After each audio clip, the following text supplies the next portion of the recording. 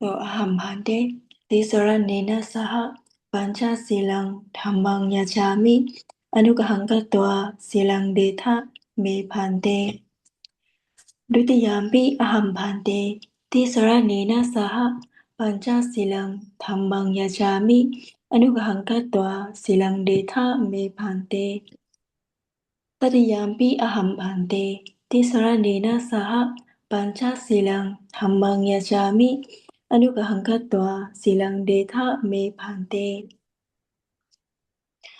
Namo tassa bhagavato arahato sama sambuddhassa. Namo tassa bhagavato arahato sama sambuddhassa. Namo tassa bhagavato arahato sama sambuddhassa.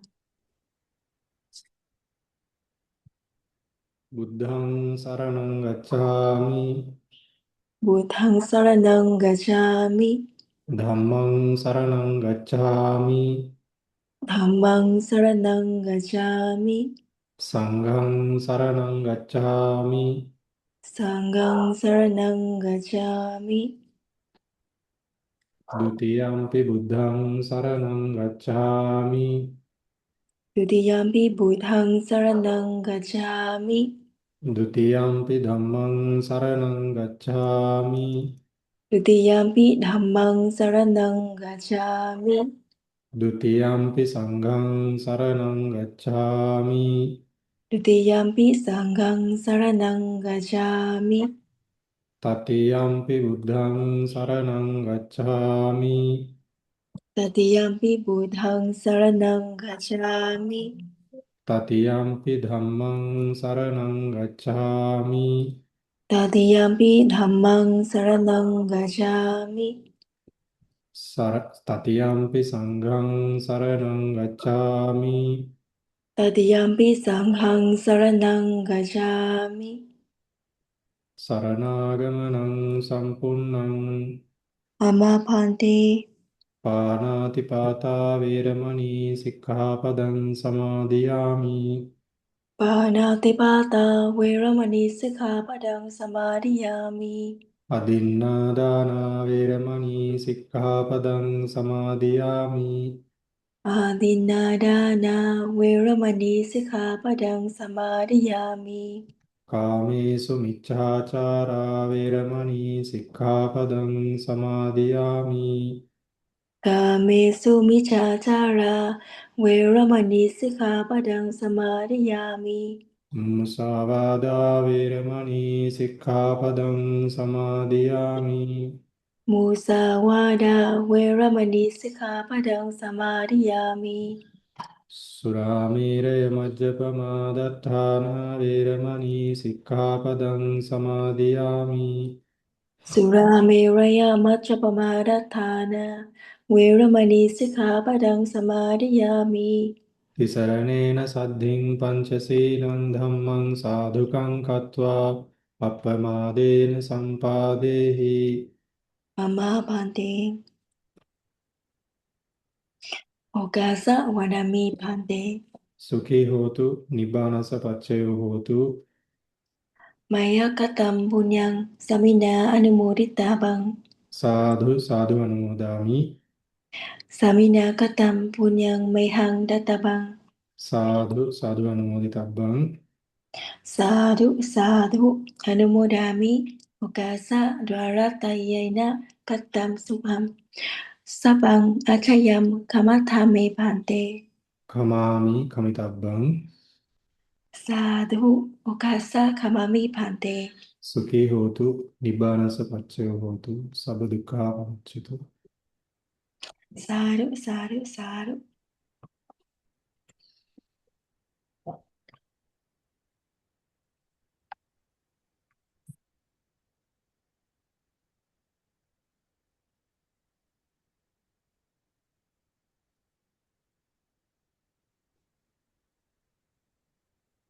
Right. So the last time that we met,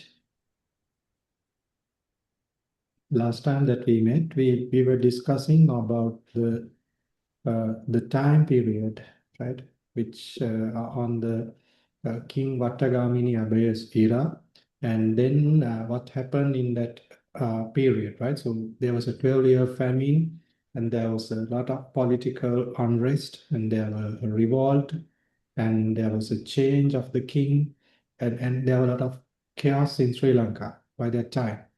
And also because of that, the Sangha, some of the part of the Sangha, they had to move to another country, to India, right? And some of them remained in Sri Lanka. And the Sangha, which who remained in Sri Lanka, they had to go through a lot of difficulties. But even with those difficulties, uh, they they survived, and some of them, of course, had to pass away, and uh, some of the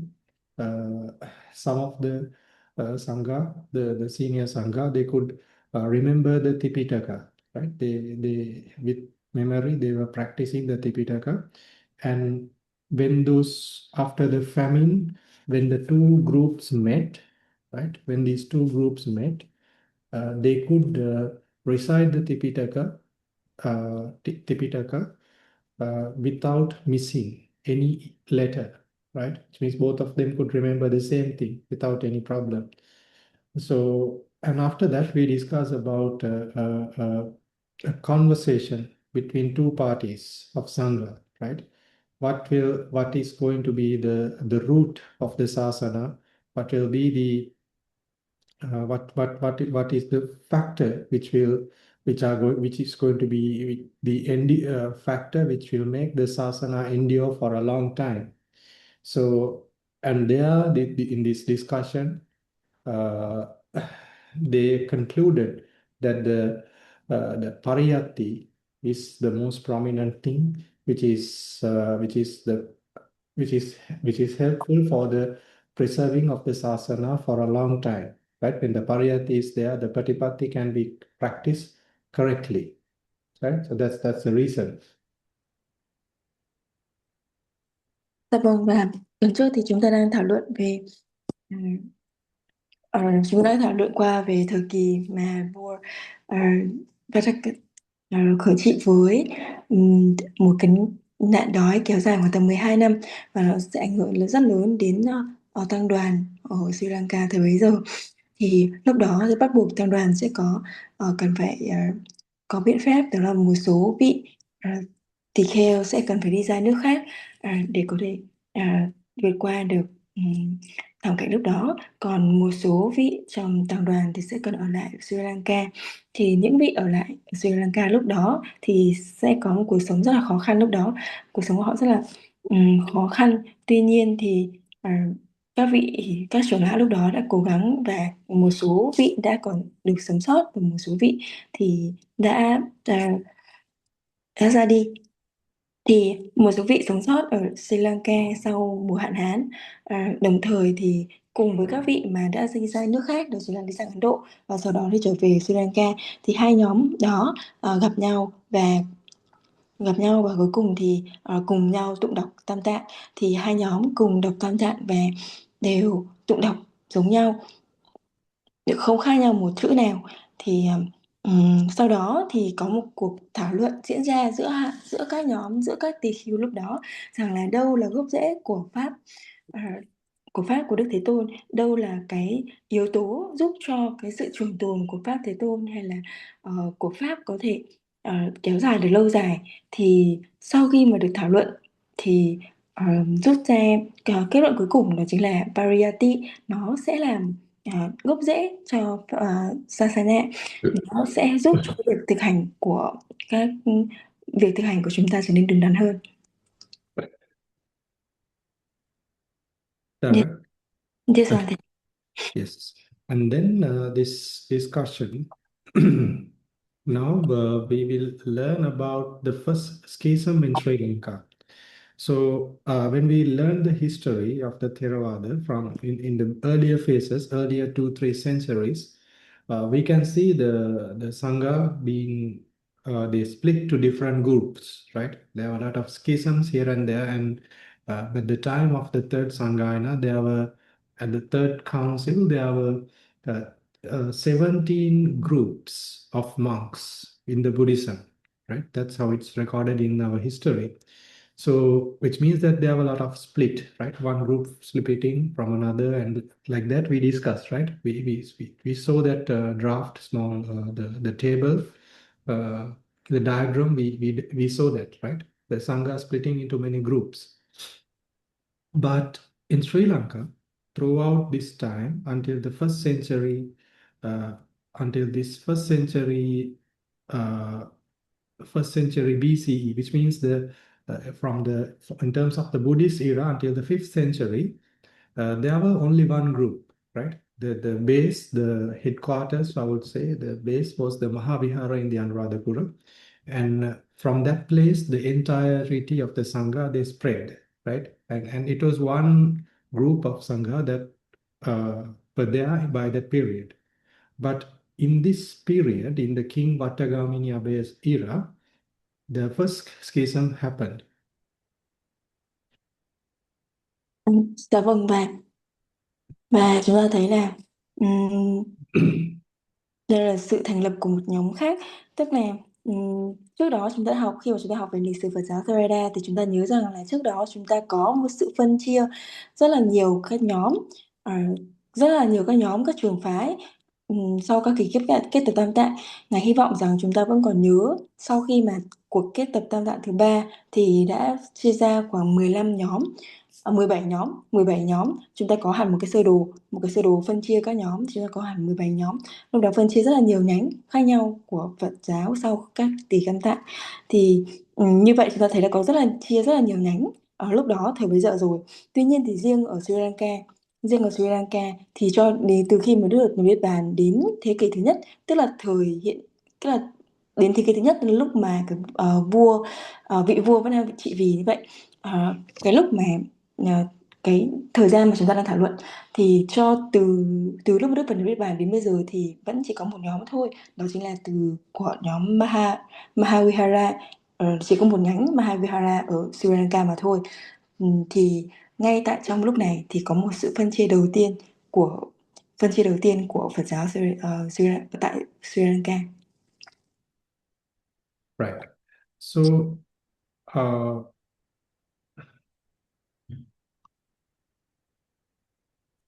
right.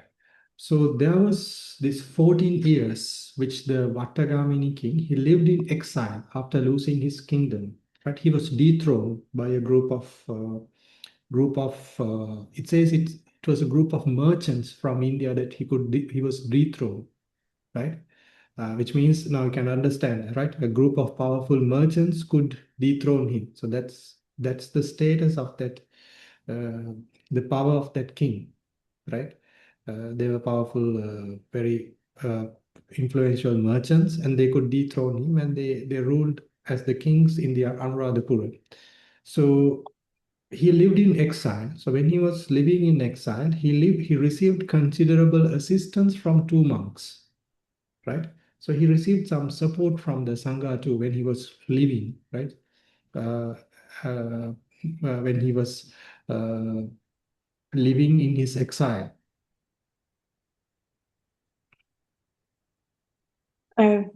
Dạ vâng, và lúc đó thì chúng ta thấy là cái thời loạn lạc, cái thời lúc đó cũng có chiến tranh xảy ra ở Sri Lanka, và lúc đó thì vua Vattagamani lúc đó bị mất ngôi trong một thời gian.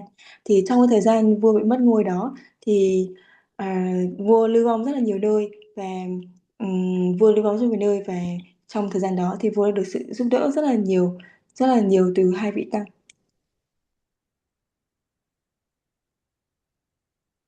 Yes, Ừm, cannot hear. yes, sir. Okay, yeah. Okay, so yeah, so after he regained the throne, he expressed his gratitude by removing a Jain establishment associated with an ascetic named Giri. Right, there was an ascetic named Giri who was living quite closer to the city of Anuradhapura. This place is very quite near to our monastery. So there was a Jain, right? Jain is another religion, right? We find this present day, modern day Jain followers in India too, right? Their origins are from the India, but they are not Buddhist, right? They are different religion. So Then the king removed this establishment of this ascetic named Giri, the Jain named Giri, and he built a monastery called Abhayagiri Vihara on that site after removing that place. And he donated the monastery to a monk called Mahatissa. So Mahatissa was one of those monks who supported him during his exile. So he offered this monastery to him. Và sau khi đó thì khi mà vị vua lấy được lại ngai vàng thì để tỏ lòng biết ơn thì nhà vua đã xóa bỏ được một số cơ sở, xóa bỏ một cơ sở của phái Kỳ Na giáo, tức là phái Jain, có liên quan đến một vị đạo sĩ tên là Giri. Ừm, Đây là một trường phái mà lúc đó cũng ờ, nó không phải là nó không phải thuộc về Phật giáo Theravada, nhưng mà lúc đó thì cũng có xuất hiện song song với cả Phật giáo Theravada. Thì lúc đó thì đã xóa bỏ một cơ sở của phái Kỳ Na giáo liên quan đến một vị đạo sĩ tên là Giri lúc đó, và đồng thời xây dựng Abhayagiri Vihara trên địa điểm đó. Trên cơ sở mà đã bị xóa bỏ đó, và cúng dường tu viện đến tỳ khưu Mahatissa. Đây là một vị tỳ khưu mà đã hỗ trợ vua rất là nhiều trong thời gian vua lưu vong. Right. So later, right, so this was founded in 29 BC, and Abhayagiri, this place would later become one of the most influential monastery in the Sri Lankan Buddhist history, not in a good way, right, in a bad way, right? So that impact from the Abhayagiri monastery, it's still, we have this in the Sasana, right? We could have, I mean, still from the Dhamma that we learn today, from the modern day, we learn certain things, certain scripts, certain ideas from the Abhayagiri monasteries, Abhayagiri monastery. Và như vậy thì được thành lập vào khoảng năm 29 trước công nguyên, thì Abhayagiri về sau trở thành một trong những tu viện có ảnh hưởng lớn nhất trong lịch sử Phật giáo Sri Lanka. Nó có ảnh hưởng cả tốt cả xấu lên lịch sử Phật giáo Sri Lanka. Ngay tại Phật giáo hiện đại của chúng ta, khi mà chúng ta học thì chúng ta cũng sẽ thấy là có một số bài kinh, một số điều chúng ta sẽ học được ghi lại trong các tu viện ở Abhayagiri thời bấy giờ. Right. And so after this foundation of the Abhayagiri was set, the first major schism occurred within the Sri Lankan Sangha by that time. Và không lâu sau khi Abhayagiri được thành lập thì cuộc phân hóa lớn đầu tiên đã xảy ra trong tăng đoàn Sri Lanka. Right. So the sequence, we need to know how it happened. So the Venerable Mahatissa, he was expelled from the Mahavihara fraternity. And the charge against him was that he associated too freely with lay families, right? Now this is what is included in the slide, that he associated too freely with lay families. But now don't get the ideas in a very vague way, right? I mean, this is very it's a kind of an open statement that anyone can interpret in this anyway, in any way that they like. But what happened really in that place when I mean the charge, the reason the Mahavihara Sangha removed him was that in the rules of the monastic code, there are rules called Sanghadisesa, right? The second type of worse offenses, and the 14th Sanghadisesa, it is related to the association of the lay families, right? I mean, it's called Kula Dusana, which means that they do the monks sometimes do certain things, certain activities which makes the faith of the followers of the other followers, it impacts the faiths of the other followers in a bad way, right? So there's a certain threshold, there is a certain, not a threshold, there is a certain criteria to fulfill. I mean, when these criteria are fulfilled, that monk is he is subjected to certain vinaya karma, right? This is not directly breaching the 14th Sangha, right? It's not directly breaching, right? And so this conduct of the Mahatissa was not good, right? So according to the Vinaya, the Mahavihara Sangha, they did a Vinaya Karma and removed him from the Sangha. And what happened? His disciple is called Bahalamasutissa. Bahalamasutissa means the one who had a very, literally it means what? He had a very thick beard, right? Thick beard. Yeah, Masu is here. A very thick beard, right? So this monk, he was displeased by this action. He left the Mahavihara and followed his monk, his senior monk, Mahatissa, right? So then and they settled at Abhayagiri and gathered followers there, right? So the Mahavihara fraternity, they found the Vinaya issue with associating with the lay people and, and because he fulfilled certain criteria, not just that he freely talked with the lay people or associated with them, right? So there are certain conditions. Once they are fulfilled, then they will uh, it was conduct that this Vinaya Karma was done. Ừ. Ừ, dạ vâng, và diễn biến của việc đó, cái diễn biến của việc mà phân hóa đầu tiên đó là như sau. Đầu tiên là vị sư Mahatissa bị trục xuất khỏi tăng đoàn Mahavihara với lý do rằng là vị Mahatissa đó giao tiếp quá gần gũi với các gia đình cư sĩ. Thì ở đây thì chúng ta nên hiểu một cách rõ ràng hơn về vấn đề này, vì đây là một câu nói rất là mở và chúng ta có thể diễn dịch một cách, mọi người có thể diễn dịch theo nhiều cách khác nhau và theo nhiều hướng khác nhau. Nhưng mà cái điều mà thực sự muốn nói ở đây tức là chúng ta thực sự có những cái luật cho các vị tỳ khưu, trong đó có các luật, nó là các luật tăng tàn. Thì có trong các luật tăng tàn thì có luật thứ 14 là liên quan. Luật thứ 14 tăng tàn thì nó sẽ liên quan đến việc mà các vị tỳ khưu khi mà giao tiếp với các vị với cư sĩ thì sẽ có những cái cách giao tiếp, có những cái cử chỉ, những cái hành động nhất định mà có thể ảnh hưởng đến niềm tin của vị cư sĩ, niềm tin của những người theo theo họ. Những người cư sĩ nhưng mà theo một cách xấu, tức là nó có thể ảnh hưởng đến niềm tin của người cư sĩ theo một cách xấu. Nên là và nó không phải là một cái gì đấy định tính, mà nó sẽ có những cái tiêu chuẩn nhất định để có thể có những tiêu chuẩn nhất định, có những ý nhất định để có thể một người có thể phạm vào cái lỗi này. Và khi mà một người đạt hết những cái tiêu chuẩn đó thì tức là một người đã phạm lỗi, một người đã phạm vào tội tăng tàn, và vị ấy sẽ đi theo nghiệp của vị ấy. Thì ở đây thì vị Mahatissa đó đã có những cử chỉ hành động không hợp lý đối với các gia đình cư sĩ. Vì vậy mà tăng đoàn Mahavihara đã trục xuất vị ấy ra khỏi tăng đoàn. Thì đệ tử của vị Mahatissa đó chính là Bahalamasu. Nghĩa đen của từ Bahalamasu tức là một người có cái bộ râu rất là lớn. Thì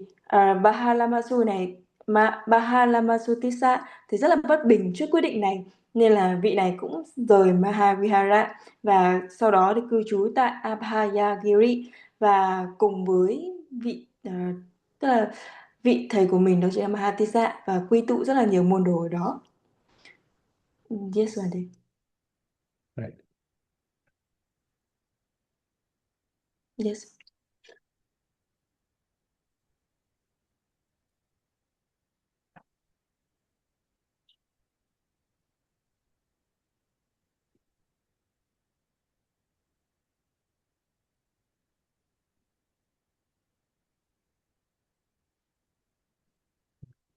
So yeah. Mm,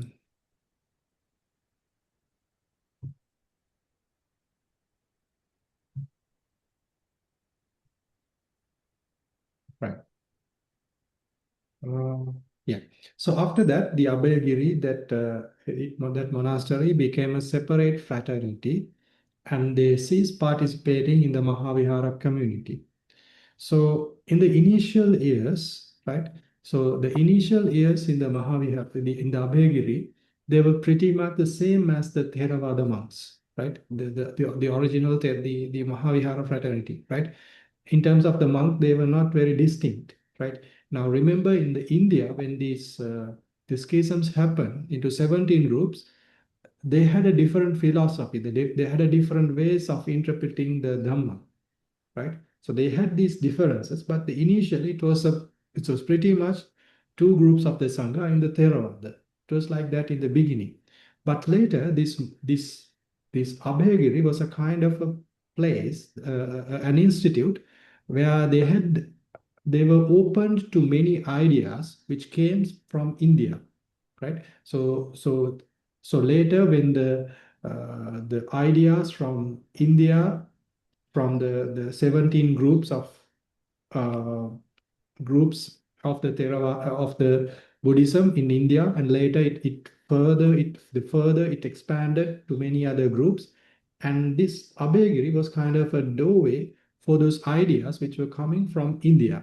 Right. Later, it was a center. Right, when the Mahayana was developed, Mahayana was when the Buddhism come to a stage that the to the Mahayana stage, right? When it was evolved to the Mahayana stage, the Abhayagiri was a opening for those Mahayana ideas as well, right? In the peak of the Abhayagiri, in the height of its heydays in the Abhayagiri, that the it taught many types of Abhayagiri, the Mahayana schools, right? I think by that time there were about three or four the Mahayana schools. All four types of Mahayana teaching was taught there. Theravada was taught there. Later, it was teaching the astrology, the witchcraft, and whatever you name it, they were teaching, and the monks were practicing in this place, right? Initially, it was not like that, but later, this created the a doorway for those open ideas in this place, right? This compound is uh, very big, and the kings and later many high rank people supported this monastery, and this monastery is located near our place, quite near. So when we go to these ruins, the archaeological site, it's a huge place, right? In the peak of the Mahavihara in the Abhayagiri, I think there lived Sangha more than the Abhayagiri. I think about maybe 7,000 or 8,000 monks live there in that compound. It's a huge compound.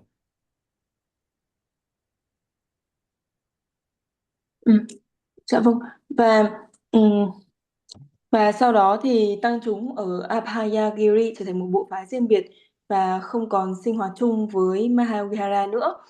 Thì ờ, ở đây chúng ta thấy là ờ, đầu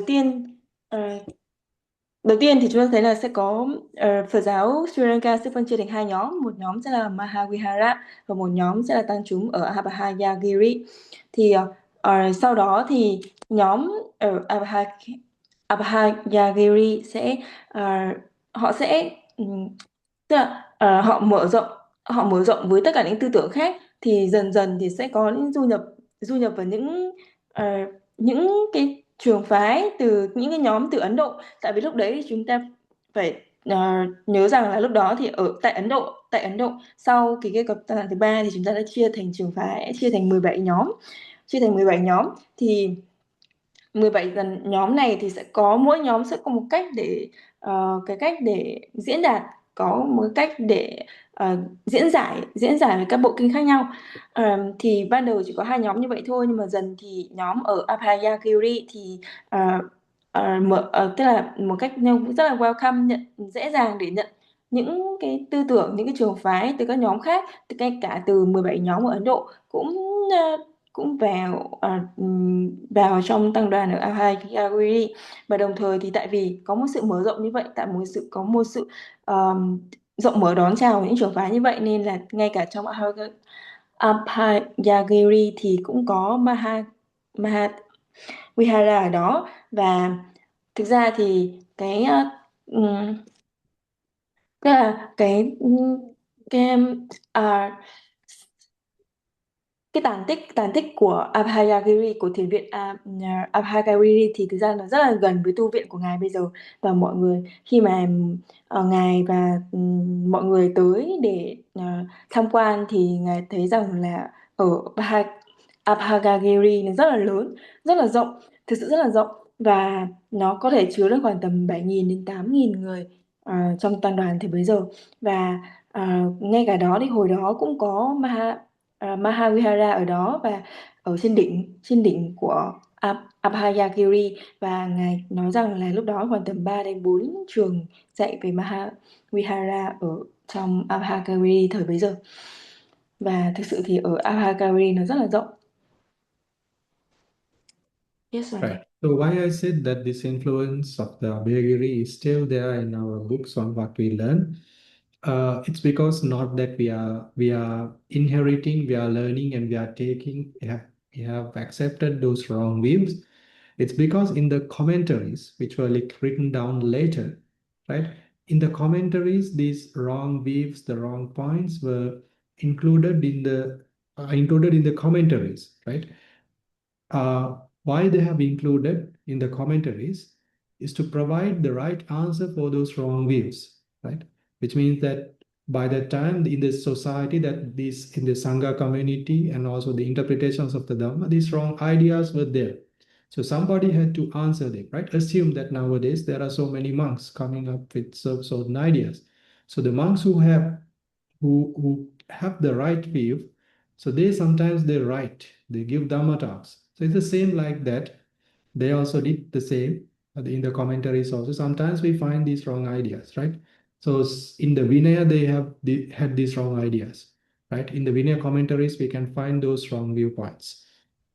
And the Mahavihara Sangha have provided answers for them according to the Tipitaka and other methods. And also in the sub commentaries, which were written down later, it includes some of those ideas. Basically, they answer those wrong views. And we can see this thing. The main place that we can see these wrong views is in the Abhidhamma commentaries, especially in the Abhidhamma commentaries also it's included because uh, like uh, certain interpretations, right? Certain interpretations were not correct on the way that they explain certain things, right? So time and again we find some wrong views from these groups, especially from the Abhayagiri. À, dạ vâng bà. Ờ, và dần dần thì sau này thì những cái trường phái ở Abhayagiri thì ừm, có một số cái giáo trình, cái cách dạy, những cái gì mà được học và được dạy ở Abhayagiri thì sau này thì được nhắc đến ở trong chú giải, phụ chú giải, nói rằng là chúng là những cái quan điểm sai lầm. Thì tại sao chúng ta cần phải học về những quan điểm sai lầm, hay là chúng ta cần phải biết về những quan điểm này để tức là chúng ta phải nhận diện ra chúng thôi. Khi mà ở trong chú giải sau này thì sẽ có chú giải, tức là những cái gì mà giải thích một cách tường tận hơn, những cái gì mà chưa được giải thích một cách rõ ràng ở trong kinh điển. Thì tại vì lý do là có chú giải thì chúng ta mới biết được cái câu trả lời nào là đúng, khi mà có một cái suy nghĩ, sai lầm, có một cái hướng suy nghĩ sai lầm, một cái diễn giải sai lầm về kinh điển chẳng hạn, thì chúng ta cần phải biết là đâu là cái diễn giải đúng và đâu là cái diễn giải sai lầm về đấy. Thì đó là cách mà chú giải đưa ra những cái câu trả lời cho những cái câu hỏi, cho những cái suy nghĩ sai lầm đó, rằng là nhận diện ra rằng là chúng là những cái suy nghĩ sai lầm và không nên suy nghĩ như vậy. Vì ví dụ như là người học Phật bây giờ, những Phật tử trẻ, hoặc là những Phật tử bây giờ, hoặc là những vị sa di bây giờ đang học về kinh điển, và đôi khi sẽ có những suy nghĩ sai lầm, và từ việc học chú giải thì vị ấy sẽ tường tận hơn và vị ấy sẽ hiểu rõ hơn là những suy nghĩ đó là những suy nghĩ sai lầm và cần chỉnh lại những suy nghĩ của mình. Và cũng đồng thời, cũng chính vì lẽ đó mà những ngài trưởng lão, các bậc trưởng lão, những người mà có chánh kiến, là những vị mà luôn luôn hướng dẫn và những vị đưa những Phật tử và cũng như là các sa di để tránh ra khỏi những suy nghĩ sai lầm đó. Và đồng thời sau này thì phụ chú giải cũng được viết với mục đích rằng là giải thích rõ hơn những gì giải thích rõ hơn về những gì mà được nói và không được nói rõ ở trong chú giải, thì để chúng ta tránh được những suy nghĩ sai lầm đó, và chúng ta tránh được những suy nghĩ sai lầm đó, và ừm, và về sau chú giải phụ chú giải sẽ chúng ta đọc chú giải phụ chú giải nghiên cứu sẽ thấy là có rất là nhiều thứ mà những cái quan điểm sai lầm có ở trong Abhayagiri lúc đó. Okay, there's a question. Dear Bhante, as I understand, there are only 13 Sanghadis. So could you please clarify the point if Mahatissa broke the 14th Sanghadis? I'm sorry, it's 13. I mistakenly said it's 13, right? It's for the 13th Sanghadis. It's not really, I mean, the 13th Sanghadis, it's not really about associating with lay people, right? It's not about that. In the Chulavagga there is a certain Vinaya Kamma. Chulavagga is the fourth book of the Vinaya Pitaka. It mentioned about a certain Vinaya Kamma to expel the monks who are doing wrong conducts associated with the lay people, right? Which that kind of a conduct will result in the decline of the saddha of the lay community in general. So the Sangha can expel that monk from that community. So what happens in the 13th Sangha says, once somebody is expelled, and if somebody is expelled from that expelled from the community, and later another group of monks, if they try to follow that monk, right? If they uh, try to follow that monk, then the offense will be there for that monk, right? Offense will be there for the monk who is trying to follow, really, right? So that's why I mentioned that it's related to the 13th Sanghadisesa, but it's not breaching of the 13th Sanghadisesa. Do you get the point here? Yes, Bhante. So it's related to the Chulapakapali. It's really the expelling the Vinaya Kamma of expelling a monk it comes in the Chulavagapali. It's called Pabbajaniya Kamma, right? It's called Pabbajaniya Kamma, and if somebody is following or associating that the monks who is supporting doing that Pabbajaniya Kamma and telling the Sangha that this Pabbajaniya Kamma was wrong, and that monk is big fall into the Sangha Disesa, the 14th, right? Still the rule is very simplified, right? There's another level of this rule really, right? Yeah. Yes. So it's like I mean, it's someone not made. follow. I think I have to explain the whole thing. Okay, just translate. And it has become complicated. Dạ vâng. Ngài xác nhận lại là à, à, ừm, việc mà việc mà trục xuất Mahatissa ra khỏi tăng đoàn thì là liên quan đến tội tăng đoàn thứ 13, thì thực ra nó chỉ là liên quan thôi, tức là tại sao mà một người mà chỉ có tại sao mà một người mà có những cái hành động không đúng đối với cư sĩ thì mà bị trục xuất hẳn khỏi tăng đoàn, thì nó sẽ được nhắc đến ở trong Chulavagga Pali, tức là ở trong tiểu phẩm, tức là cuốn sách thứ tư của trong luật tạng, thì nó sẽ nêu rõ là lý do tại sao mà một người có thể bị trục xuất khỏi tăng đoàn do có những cái hành động mà không đúng đối với cư sĩ, do là những cái hành động đó sẽ khiến cho việc suy giảm trong cái cộng đồng cư sĩ, trong cộng đồng cư sĩ, nên là ờ, nên là vị đó sẽ phải trục xuất khỏi tăng đoàn. Thì tuy nhiên thì có một cái điều liên quan đến cái điều tăng tàng lần thứ 13, đó chính là sau đó thì có bất kỳ một vị tăng nào đó theo, tức là làm theo cái việc đi theo những cái gì mà được học từ cái vị tỳ khưu mà vị trục xuất đó, vị phạm lỗi đó, thì vị ấy cũng phạm tội. Cái vị tỳ khưu mà đi theo vị tỳ khưu mà phạm tội trước đó ấy, vị phạm tội mà phải trục xuất ở tăng đoàn ấy, thì vị ấy cũng sẽ bị phạm tội.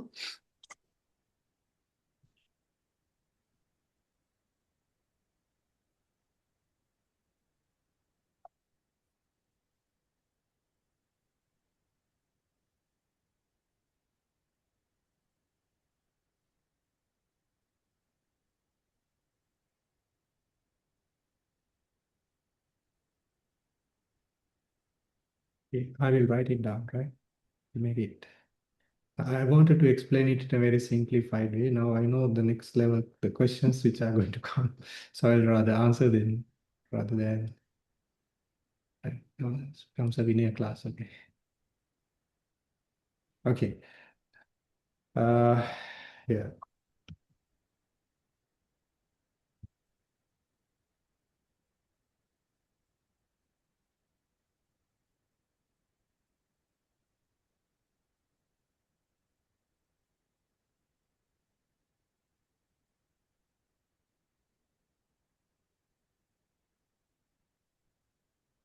So this is step number one. This is step number two, right? Then the third one is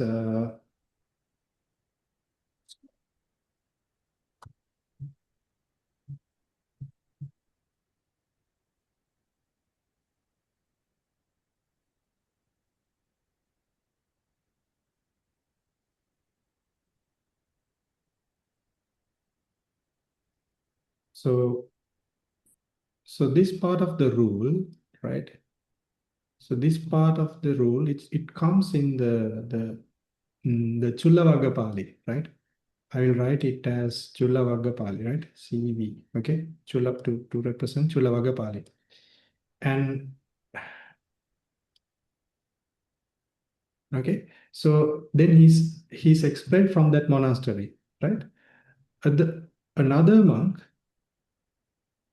right, takes the side of the expelled monk and criticize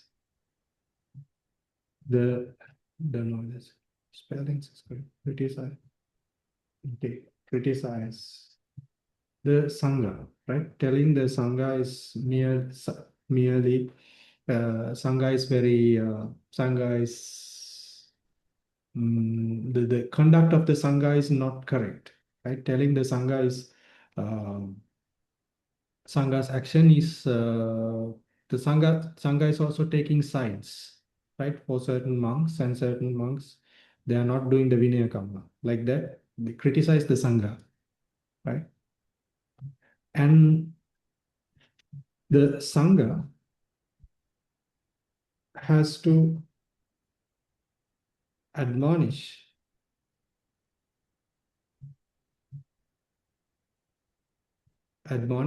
this monk, right? This monk means the monk who is following, right? So this is the third step, right? So the Sangha has to admonish that monk. And finally, right? And when the Sangha is admonishing this monk, and if the monks does not take the admonishment of the Sangha, right, does not accept that the Sangha has done a right thing, and still he confirms, right, he's with a firm view that this group, this monk who was expelled from the Sangha has a right conduct, the Sangha can do a Vinaya Karma, right? It's called again called as so this expelling of the karma. This is called there are many Vinaya rules related here. This is called the Pabbajaniya karma, right? Pabbajaniya literally means expelling. The meaning of it is the literal meaning itself is expelling, right? Pabbajati means expelling, right? So the Sangha has to admonish the monk, right? Uh,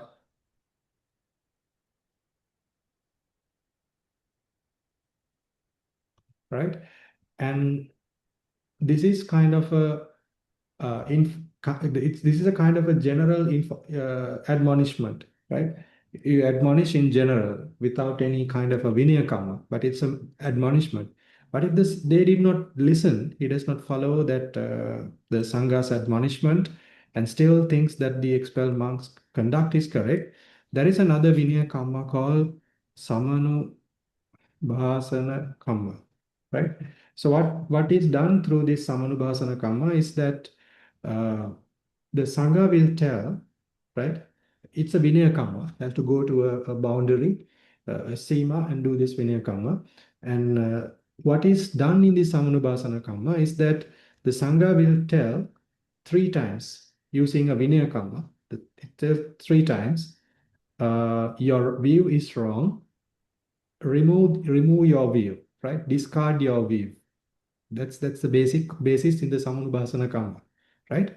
So during the when the Kamma, the Vinaya Kamma is recited, if the monk says, I relinquish my view, then he does not have any problem, right? The Samanubhasana Kamma will not have any, will not take any effect, right? Which means that he discards that wrong view, right? He said, I will discard, I will not follow this monk. The Sangha's decision is right, right? So, not twice, right? So the Sangha will tell this in thrice, 3 times in Pali, right? And if the Samanubhasana Kamma reach the end, right? End of the Samanubhasana Kamma,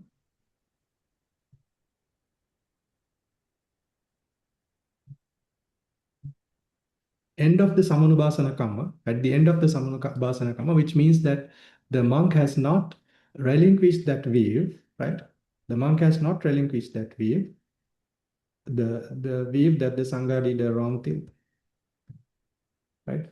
The Sangha did the right thing, then there will be the Sanghadisesa for the monk who is following, right? Here, this is where the Sanghadisesa happens. The 13th Sanghadisesa happens here, right? So this monk is given, I mean, given many chances, really, right? To remove, to relinquish the wrong views. But later, if they still holds on to this view, then the Vinaya, there's a breach of Vinaya,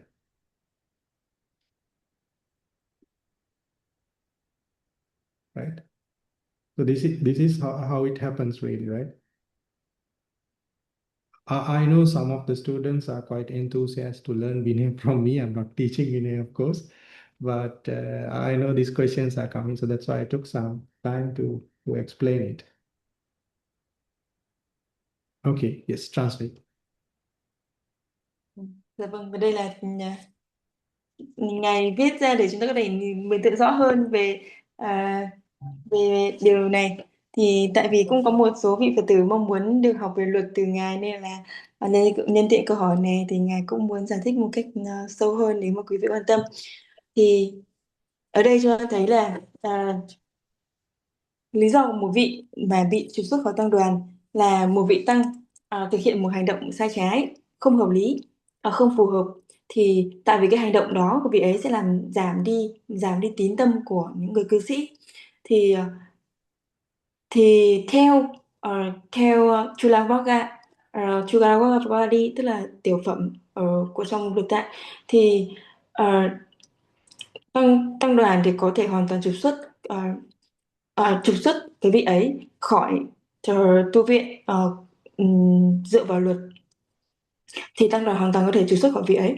Và vì vậy mà vị tăng bị trục xuất khỏi tu viện thì vị ấy sẽ bị tội, đó chính là bị tội trục xuất, papachaniya kama papacheti, đó chính là bị trục xuất. Thì đó là tội của vị tăng đó, tức là có một hành động không đúng đắn và làm giảm đi cái sự tín tâm của cư sĩ, thì vị ấy sẽ bị trục xuất ra khỏi tăng đoàn và ra khỏi tu viện. Thì trong một trường hợp khác, có một vị mà theo cái vị tăng mà bị trục xuất đó và đồng thời cũng phê phán tăng đoàn, chỉ trích tăng đoàn, thì đầu tiên thì vị ấy vì như vậy thì tức là vị ấy đang có một tà kiến, có một suy nghĩ sai lầm. Thì vị ấy đầu tiên thì tăng đoàn sẽ khuyên khiển trách vị ấy, khuyên vị ấy rằng là hãy từ bỏ cái suy nghĩ sai lầm đó đi và mình sẽ suy nghĩ một cách đúng đắn hơn. Thì đầu tiên tức là các tỳ kheo sẽ khuyên riêng vị ấy là vị ấy hãy từ bỏ cái suy nghĩ đó đi. Nhờ- nhưng mà nếu mà khuyên riêng mà không được thì sẽ được đưa ra trước tăng. Thì đưa ra trước tăng thì nó sẽ là một tăng sự, ở tiếng Pali đó chính là Samanupasana Kama, đó chính là tăng sự. Thì trong tăng sự này thì chúng ta sẽ cần phải thực hiện ở trong một sima. Thì có mọi người sẽ đọc riêng, thì sima sẽ có một kích thước cụ thể riêng để xây dựng sima, và vân vân những cái điều lệnh liên quan đến Sima. Và đồng thời trong cái nghi thức ấy thì trong tăng sự ấy thì vị ấy sẽ được giáo giới đến 3 lần, tức là mọi người sẽ đọc đến 3 lần rằng là vị đã có một cái tà kiến như vậy và đó là một tà kiến sai lầm và vị ấy nên thay đổi suy nghĩ đó. Và tuy nhiên thì nếu mà sau 3 lần đó mà vị ấy nghĩ lại và vị ấy thú nhận là điều đó là sai và vị ấy quyết định là thay đổi, thì mà không theo cái vị tăng một vị trục xuất đó nữa mà theo ý kiến tăng đoàn thì vị ấy sẽ không sao. Nhưng mà nếu mà sau lần thứ ba mà vị ấy vẫn không từ bỏ hành vi sai trái của mình, tức là sau khi mà tăng đoàn đã nhắc đến lần thứ ba mà vị ấy vẫn không từ bỏ hành vi sai trái của mình, thì vị ấy mới phạm vào tăng tàn, mới phạm và vị ấy sẽ bị phạm tội tăng tàn, thì lúc đó chính là sang hai đi xê sát. Thì chúng ta thấy là trong cái nghi thức, trong cái thủ tục này thì có rất là nhiều cơ hội để một vị tăng có thể à, sửa lỗi lầm của mình trước khi phạm tội, và trước khi bị quy vào tội theo Vinaya thì vị ấy có rất là nhiều cơ hội để có thể sửa chữa được mình. Tuy nhiên thì nếu mà vị ấy vẫn cứ khăng khăng và khăng khăng rằng là mình là đúng, khăng khăng vào cái tư duy sai lầm của mình, thì vị ấy sẽ phạm tội theo luật. Yes, Sandeep. Okay, any questions here? No, right? Sau khi giải thích như vậy thì mọi người còn có thắc mắc gì về vấn đề này không ạ?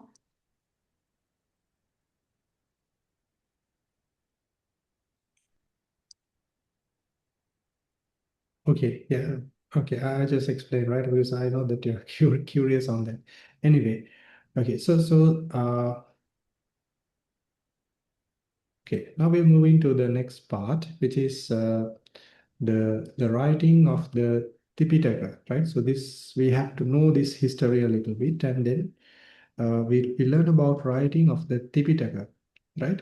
So at this same period, the monks of the Mahavihara decided to commit the Buddha's teachings to writing, right? They are very clearly understood that this is not going to work out in the long term, right? When something goes wrong in the sasana, and this oral tradition of memorizing the Dhamma is not going to work in the long run. So they decided to write down the Tipitaka.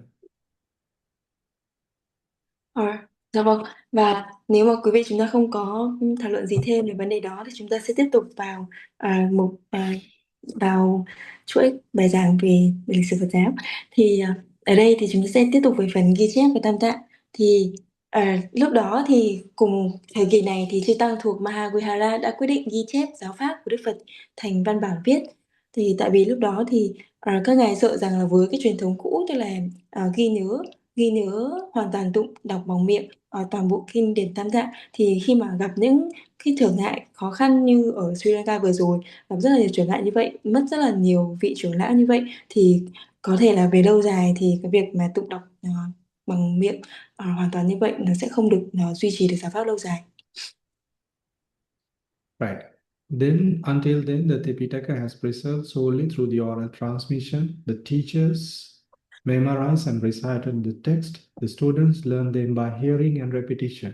Right. This is how it was done, and it takes quite a long for some people to memorize the Dhamma. And some for it can do it very quickly, but it was a continuous practice that they did. Right. So it was a part of the process.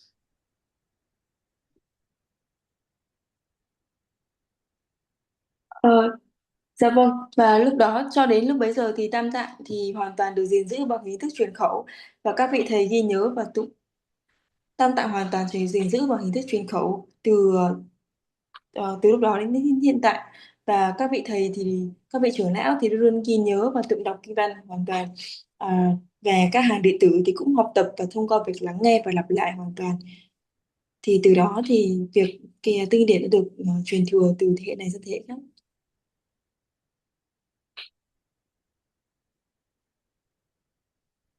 Right. We have a question here. Is it related to this what we are discussing now? It's related to the monk that is from Mahavihara Devante. Sorry, It relates to the expelled monk Devante. expelled monk. Okay. She asked about the monk that is expelled from the Sangha. Uh, is his name is the same with the monk that bring the Sasana to Sri Lanka? No, no. His name was Mahatissa, right? So Arhat Mahinda was the one who brought the Sasana to Sri Lanka. Dạ vâng ạ. Để trả lời câu hỏi cho chị Lan Anh thì dạ vâng, câu hỏi này thì không cùng tên, hai vị này không cùng tên ạ. Vị tăng trục xuất khỏi tăng đoàn là vị Mahatissa, còn vị tăng đã đưa giáo pháp từ Sri Lanka là ngài Mahinda.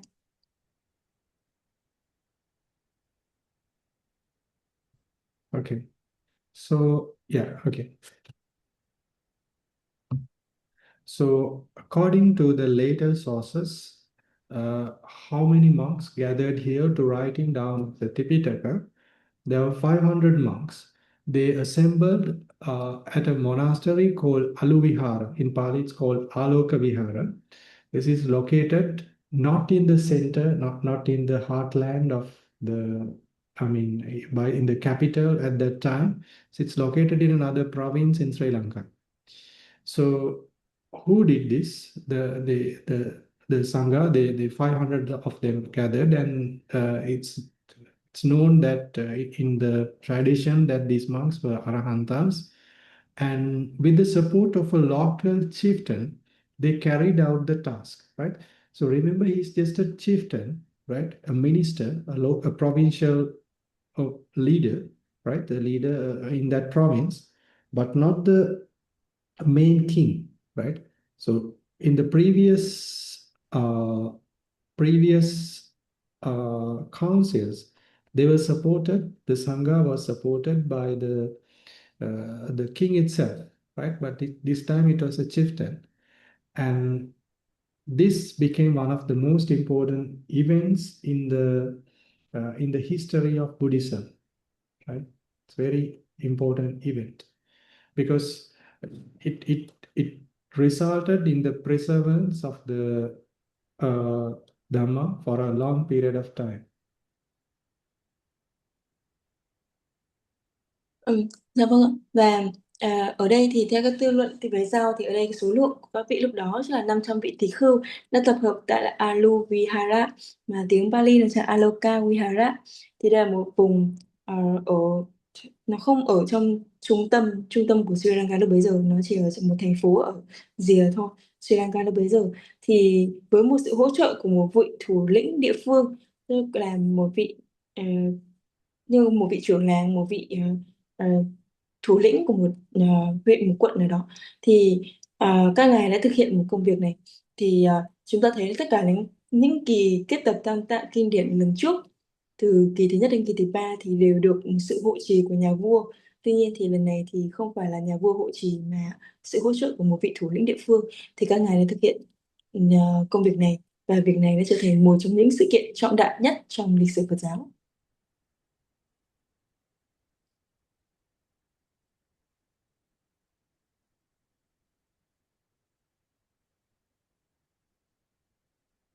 Okay, somebody has asked me to open the transcript. I don't know how to do it.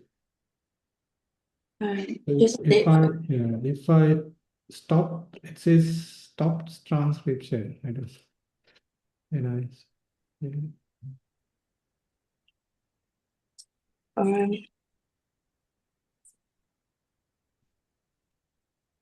Dạ, thưa vị có tên là Sang ạ. Thì vị có vị có nói là sẽ open Sanskrit, thì Sanskrit thì thực tế là con cũng ờ, thì lúc đó con đã bật Sanskrit rồi, thì không biết đó là đó đã đạt được cái giải đáp với cái thắc mắc của bạn, của vị ấy không, của quý vị chưa, hay là quý vị cần gì nữa không?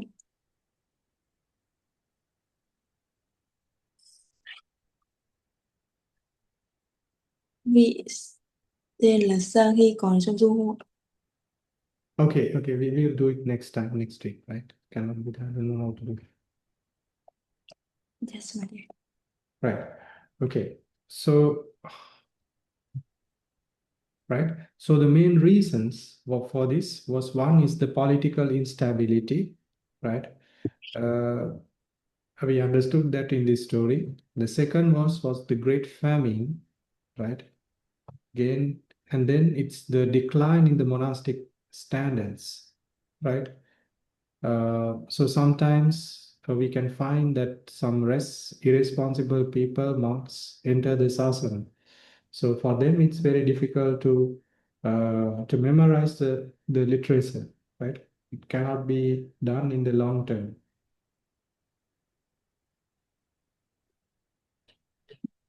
Dạ vâng, và các nguyên nhân thì dẫn đến việc ghi chép kinh điển, thì ở đây tác giả sẽ liệt kê bốn nguyên nhân chính.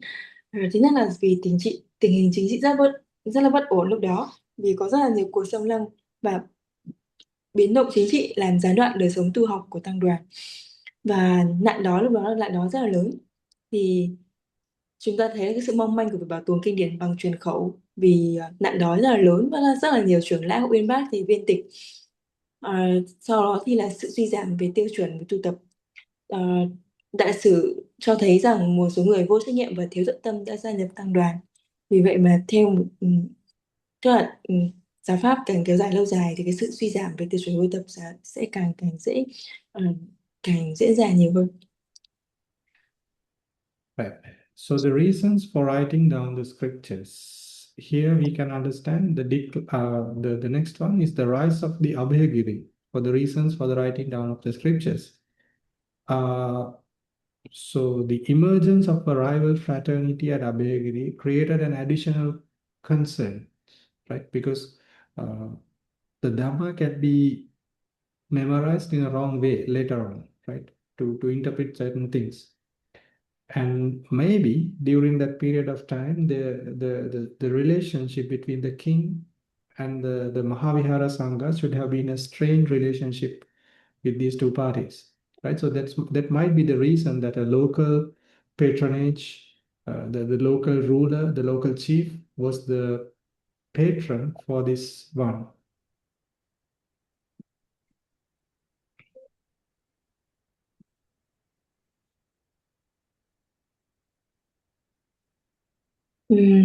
Dạ vâng, tức là khi mà giáo pháp càng diễn tiến lâu dài thì cái việc mà sự suy tàn trong hình thức tu tập nó sẽ là một cái điều rất tất yếu.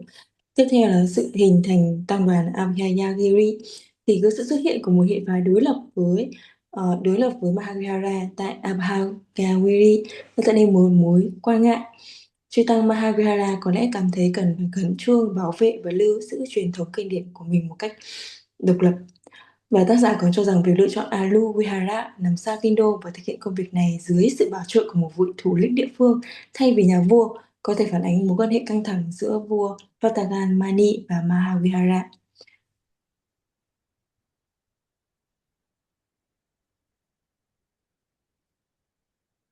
Mình biết rằng thế. Right. So it's not just a decisive not only for the Theravada Buddhism, but it help the entire history of the Pali literature.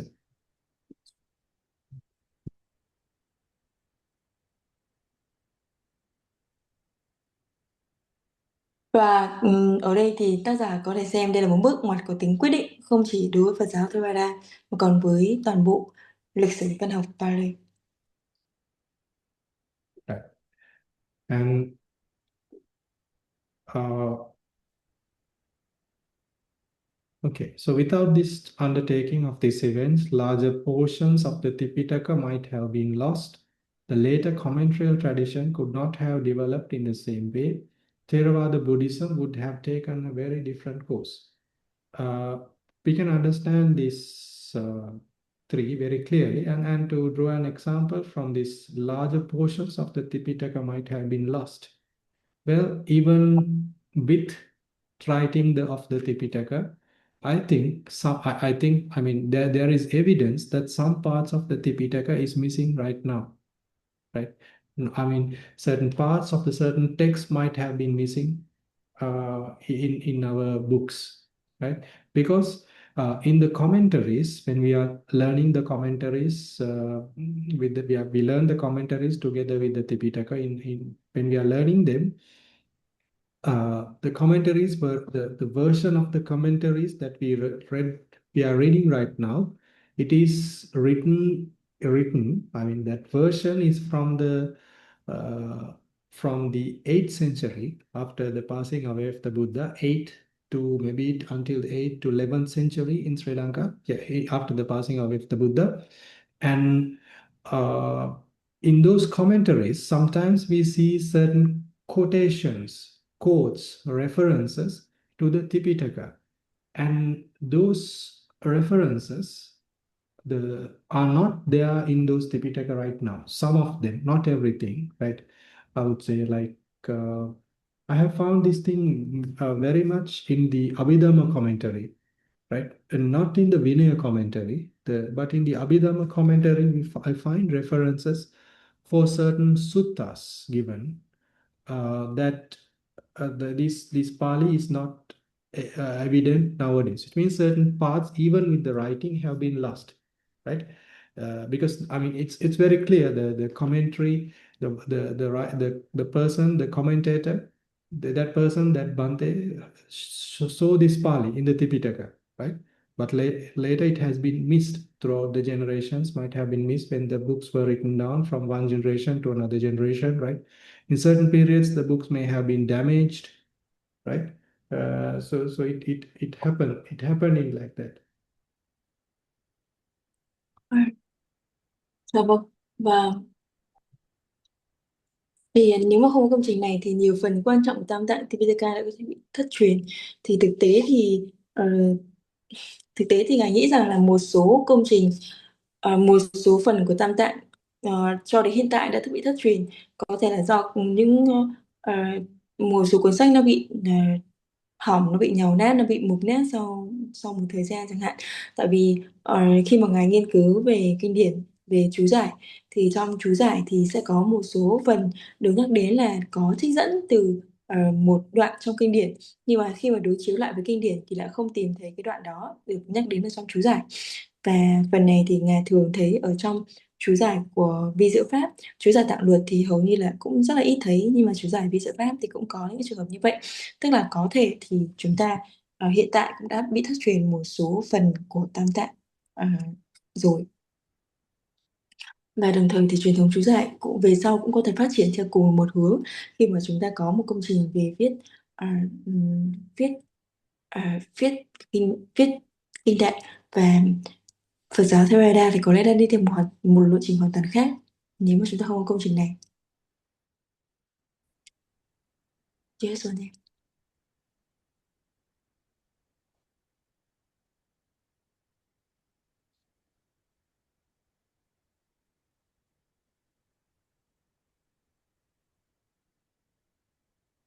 Okay.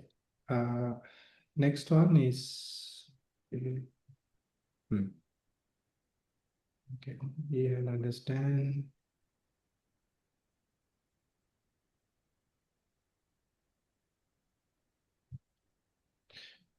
Okay.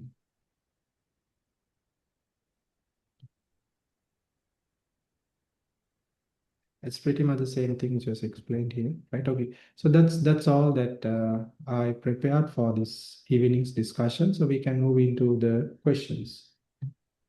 Okay. Dạ vâng. Và những phần sau là chúng ta sẽ lên học tiếp ở tuần sau. Thì bây giờ chúng ta sẽ dành thời gian để cho trả lời các câu hỏi ạ. Thì không biết là quý vị có bất kỳ một câu hỏi nào trong những Còn chúng ta vừa trao đổi hoặc là bất kỳ câu hỏi nào về pháp học võ hành, quý vị có thể đặt câu hỏi.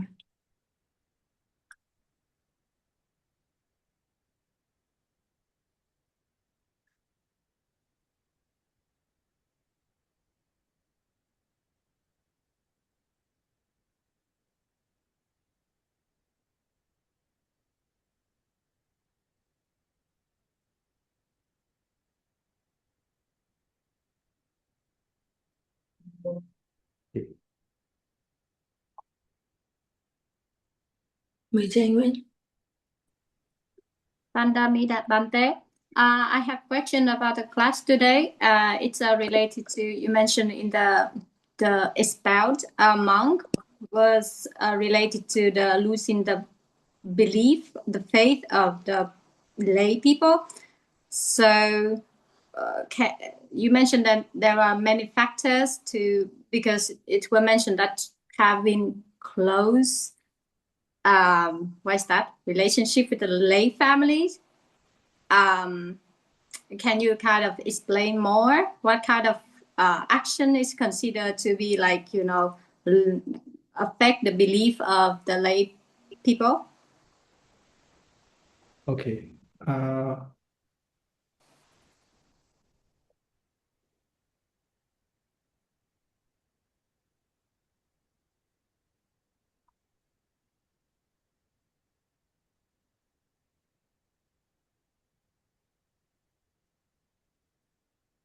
I will share the screen and present it.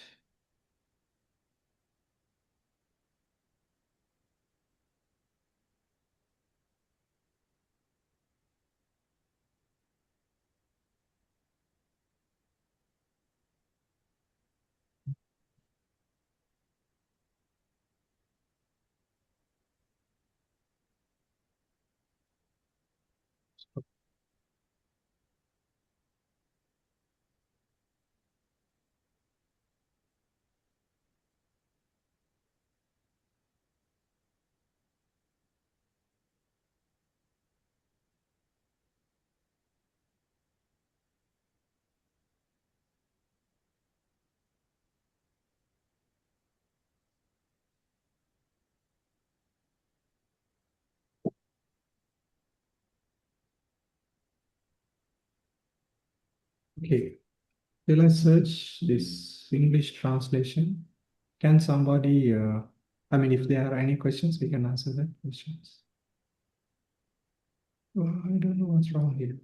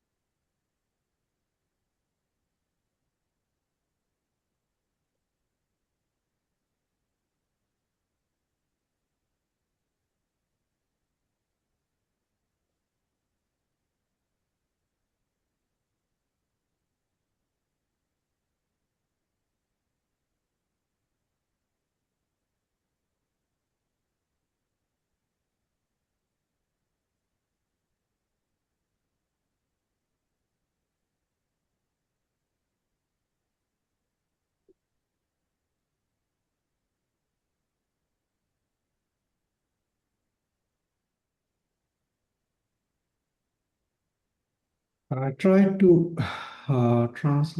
try to share it from the Sutta central side, so I can share the this side, but it's not working, right? It should come here, but it's not working. Anyway, I'll share the English book, right? Mm, I have never read and opened this book. So,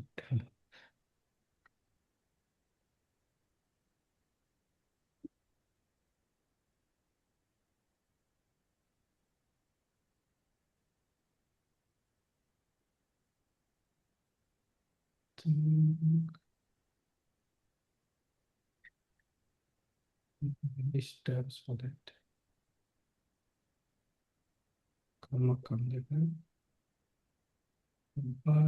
come.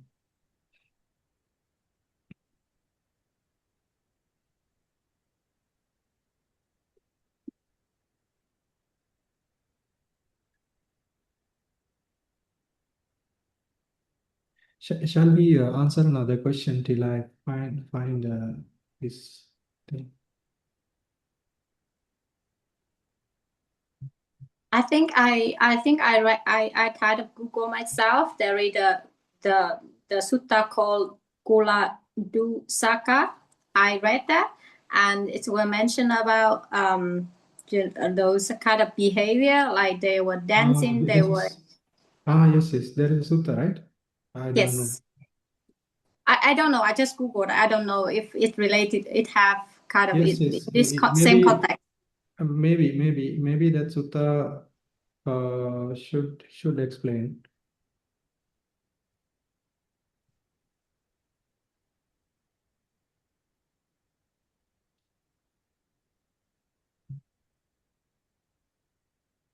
What is the name of that sutta?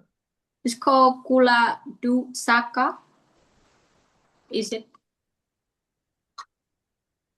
being a corrupter of families? That is the English translation.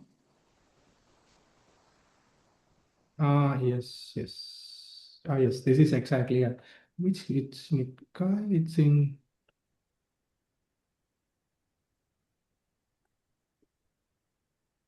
This is not a sutta. This comes in the Sangha. Oh, I forgot. This comes in the Sangha itself.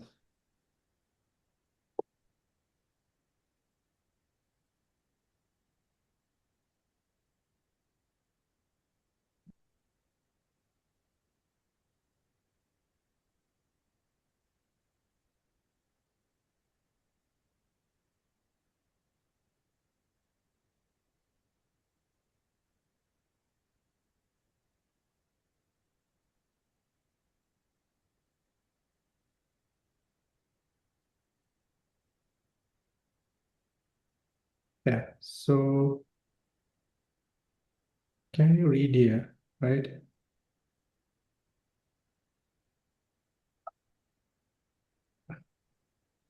You know the translation. Right. So you can see, can somebody read these actions? They planted. Dạ vâng chị Anh Nguyễn, chị có thể đọc phần tiếng Việt song song với phần này luôn được không ạ?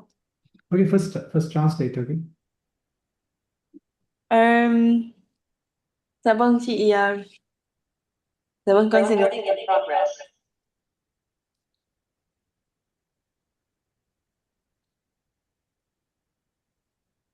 Dạ vâng, con xin được dịch một cách tóm tắt từ đầu đến cuối, tức là chị Anh Nguyễn có một câu hỏi rằng là những cái hành động của một người mà hành động không hợp lý của một người không phù hợp với một vị tỳ khưu đối với một cư sĩ làm giảm tín tâm ở nơi cư sĩ đó là cụ thể là như thế nào? Thì ngài có trích dẫn ở trong một bài kinh ở trong Sahadisesa, thì đây là bài kinh Kuladusaka, thì chúng ta có thể đọc phần này.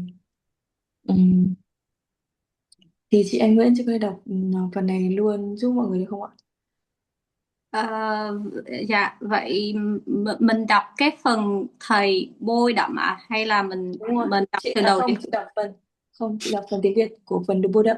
Nó sẽ bắt đầu từ phần họ hành xử sai nguyên tắc. Họ hành xử sai nguyên tắc có hình thức như vậy: họ trồng bông hoa hoặc bảo kẻ khác trồng, họ tưới hoặc bảo kẻ khác tưới, họ hái hoặc bảo kẻ khác hái, họ kết lại hoặc bảo kẻ khác kết lại.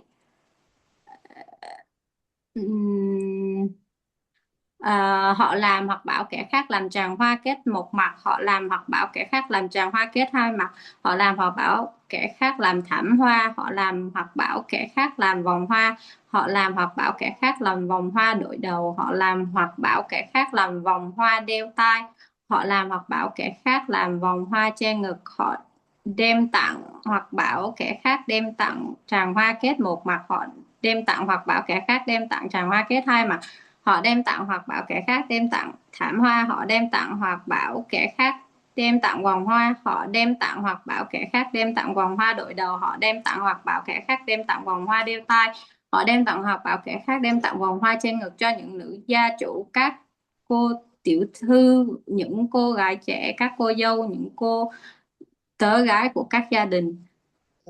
Rồi, ok chị. Yes, vấn đề. Right. Finish. Is it finished? Okay, done.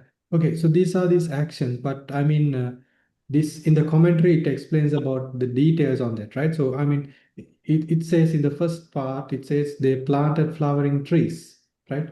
It's not about planting flowering trees really.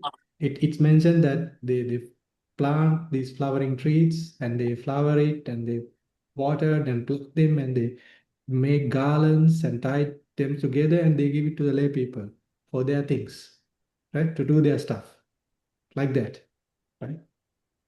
So it was like that, not just merely planting trees, right? Planting flowering trees. So so there are similar kind of, if there are similar kind of conducts, then they can this vinaya karma can be done. Pabbajaniya karma can be done, right? There are many things here.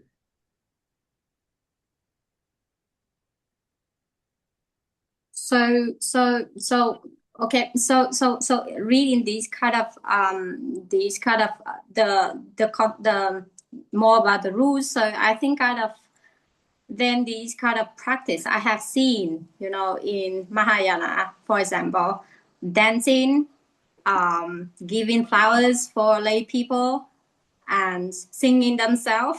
I have seen those kind of thing. But so is that like kind of no? So there is, I understand there is the split of the Mahayana and from the original.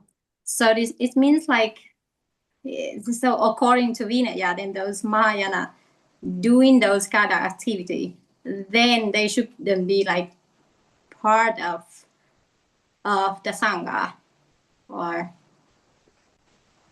I mean, in the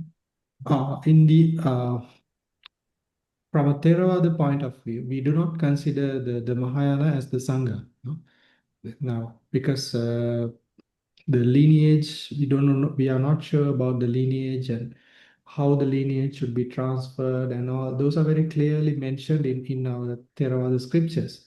So, I mean, even from the Pali scriptures, we can find, right? That has not been there now in the Mahayana nowadays, right? But certain rules, certain practices are quite similar as in the Tipitaka. Some of them I have heard, but not everything of them, right? So in general, we do not consider them the Mahayana groups as Sangha because the lineage is not there with them. And even from Tipitaka point of view, that their form has been changed quite a lot from this original form, right? Say, for example, mm, mm, say, uh, yeah, from the Vinaya lineage, right? The higher ordination, starting from the higher ordination, it's not there with them, right? The way of higher ordination is different, right? I mean, for the higher ordination, the Vinaya Karma, it has to be recited in Pali, right?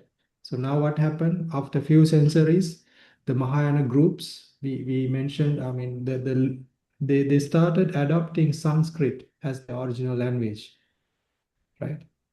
The language that they used to transfer the Dhamma became Sanskrit later on.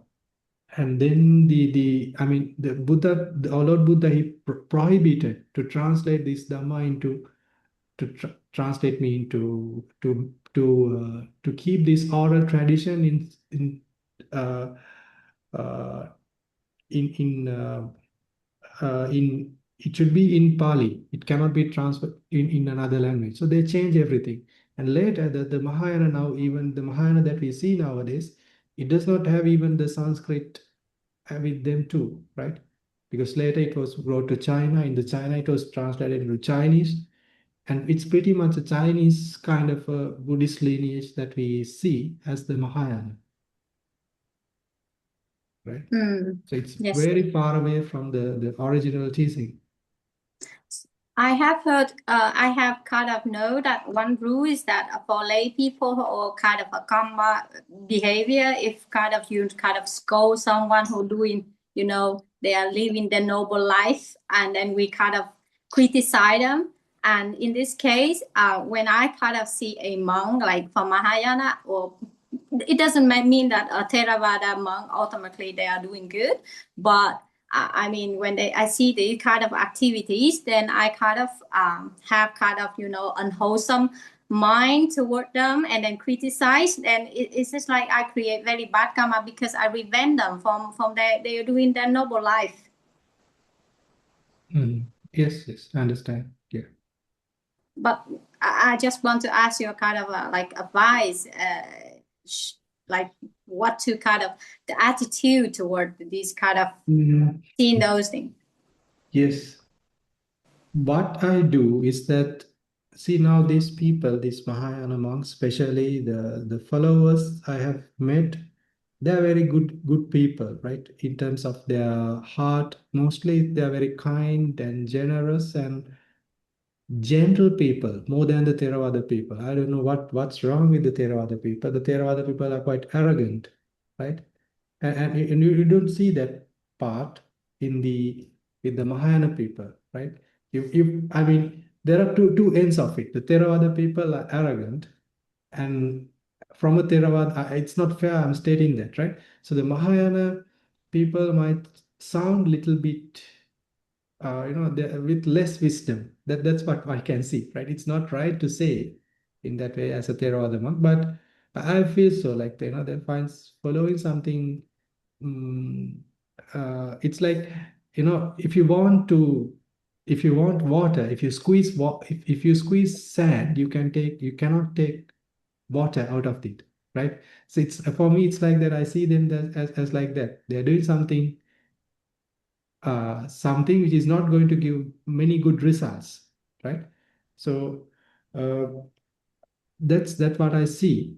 But again, when I mean, I have know this for a very fact that there are monks, right? Especially from, I think, from Vietnam and also from China too. That these Mahayana monks, they started to meditate the Theravada methods. They practice very well the jhanas and all, then became Theravada. So, which means that for them to meditate, I think it's quite easy because they have these gentle hearts, right? So, but for the Theravada people, it's not like that. So, when I see them and when I associate them, I see them as good people, right? Good, kind-hearted people, and especially with the ordained people, right? Whatever it is that they are doing, they have taken the ordination, renounced their lay life, right? They have renounced their lay life for because of the Buddha, our Lord Buddha, right? So that person, if that person is following the Lord Buddha, then you should have a lot of saddha on that, lot of faith on the Buddha than an average person, right? To give up everything, even though the conduct is not very proper, to give up everything and take the ordination and live that life according to that Mahayana rules, whatever it is. So it's they are practicing something good, right? And obviously that practice becomes a parami too, right? Because they are practicing it behalf of the Buddha, and they're protecting some kind of sila, right? Refraining from many bad things that the lay people are doing, right? And also they practice meditation too, some of them, right? And that conduct is beneficial for them. So I'm not I do not have any I do not have much unwholesome thoughts because when I see them, because of the way that I'm thinking about them. So maybe it's a Thank you, good Pan. approach, right? Not to have, things. Is a good person, and maybe the conduct is not wrong according to the scriptures, but we are not thinking about it, right? We're not going to think about it. We can see the good side of that person and the conduct. Thank you, Bante. Yes, shall we translate? Yeah, I will ask if she can translate. Chị Thảo, chị có dịch cho mọi người không, hay là để em tóm tắt lại cho mọi người ạ? Chị có để em dịch lại cho mọi người. Yeah, thank you. Sadhu, sadhu, sadhu. Dạ vâng, và chúng ta đang thảo luận về vấn đề là các hành động nào là không là không phù hợp đối với một vị tăng, đối với cư sĩ, thì chúng ta vừa đọc một đoạn trong một bài kinh, nó có rất là nhiều cái hành động khác. Nhưng mà ở đây thì chúng ta cũng không phải là chỉ đơn giản là một hành động trồng cây, nó là một hành động mà một vị tăng trồng một cái cây, tưới một cái nước, thăm cái xong cái cây đó lớn, rồi cây đó nở hoa, rồi mang hoa đó để đi tặng một người cư sĩ. Thì đó là những hành động mà không phù hợp đối với một vị tăng, đối để làm giảm cái sự tín tâm nơi một cư sĩ. Và rất là nhiều cái trường hợp khác, những cái hành động khác được nêu ra trong bài kinh này ở phía dưới. Thì đó là cách mà được gọi là một hành động mà không phù hợp đối với một vị tăng, khi mà à, khi mà hành động vì đấy là không phù hợp và làm giảm tín tâm nơi một người cư sĩ. Thì như vậy thì có một câu hỏi đặt ra rằng là có rất là nhiều vị tỳ khưu mà theo trường phái Mahavihara mà có thể có những hành động như vậy, thì chúng ta nên có một thái độ như thế nào, họ có được coi là một người trong tăng đoàn hay không. Thì nếu mà đúng theo cái góc độ của Theravada thì các vị tỳ khưu theo trường phái Mahathe Maha à, theo trường phái Đại Thừa thì nó sẽ không được coi là trong tăng đoàn, có rất là tại vì nó sẽ khác với dòng truyền thừa và cái cách mà họ có diễn dịch kinh điển nữa. Ừm, Họ sẽ như ở trong Theravada của chúng ta thì có tam tạng kinh điển Pali, trong khi đó thì ừm, và có tuy nhiên thì ừm, tuy nhiên thì ở trong Đại Thừa ờ, trong Đại Thừa thì nó sẽ lại khác. Tất nhiên là nó sẽ có một số cái ừ, luật một số luật ở bên Đại Thừa nó sẽ giống với cả luật tạng ở bên Theravada. Tuy nhiên thì một số luật sẽ giống, nhưng tuy nhiên thì không phải là giống hoàn toàn. Và đồng thời thì cái việc mà à, thọ cụ túc giới nó cũng sẽ khác. Về thọ cụ túc giới ờ, ở trong Theravada sẽ là được tụng đọc hoàn toàn bằng Pali. Tuy nhiên thì ở trong ở trong Phật giáo Đại thừa thì à, nó sẽ không ở trong Pali hoàn toàn, mà họ sẽ biến tấu từ cái ngôn ngữ gốc thành tiếng Sanskrit. Thì cái một số người thì trong thọ túc giới thì họ sẽ dùng tiếng ngôn ngữ của Sanskrit, mà trong khi đó thì Đức Phật hoàn toàn cấm việc là chúng ta sẽ, hoặc là hoàn toàn không khuyến khích việc mà chúng ta chuyển ngôn ngữ từ Pali sang Sanskrit khi mà giảng dịch kinh tạng, diễn giải kinh tạng. Nên là ngài ngài hoàn toàn cấm điều đó, không nên diễn giải điều đó, nên là chỉ có duy nhất tiếng Pali là nên được dùng mà thôi. Mà sau đó thì dòng truyền thừa Mahamaya, dòng Phật giáo Đại thừa thì thậm chí còn không dùng tiếng Sanskrit, mà sau đó thì được lan rộng và phát triển rộng ở bên Trung Quốc, và thậm chí họ còn dùng tiếng Trung Quốc. Như vậy thì khi mà họ dùng tiếng Trung Quốc tức là họ đã quá xa so với ngôn ngữ ban đầu, từ thuở đầu tiên là ngôn ngữ Pali từ kinh điển đầu tiên rồi. Nên là thực sự thì về dòng truyền nói Đại thừa, nếu mà xét về góc nhìn của Theravada thì không không được coi là tăng đoàn. Tuy nhiên thì à, tuy nhiên thì những người mà theo những người theo truyền thống Đại thừa thì bản thân tâm của họ rất là tốt. Họ đã có một cái thái độ là họ đã muốn từ bỏ gia đình để xuất gia theo giáo pháp của Đức Phật. Họ đã có những hành động tốt. Họ đã giữ giới, ý là họ giữ giới, họ đã không làm được nhiều việc tốt hơn những người ở bên ngoài kia rất là nhiều. Rồi họ đã giữ giới, họ đã cố gắng thực hành những điều tốt đẹp, và tâm của họ rất là tốt. Và thậm chí một số người theo Đại thừa họ đã và đang thực hành theo những phương pháp thiền của Theravada, và vì tâm của họ vốn tốt như vậy, tâm của họ dễ dạy như vậy, nên là thực ra họ thực hành thiền và có tiến bộ rất là tốt. Nên là khi mà ngài nhìn thấy họ thì ngài ngược lại thì ngài không thấy có không không không khởi lên những cái tâm bất thiện, mà ngài thấy họ những con người rất là tốt, những con người rất là tốt bụng, những con người rất là làm những việc tốt. Thì chỉ đơn giản là chúng ta quan sát như vậy thôi. Yes, bạn này. Yes. Yes. So is that all? Chị Anh Nguyễn, chị còn có câu hỏi gì nữa không ạ? Just one thing, we have a question of Sis Khánh Phương in the chat box. Okay, so this question,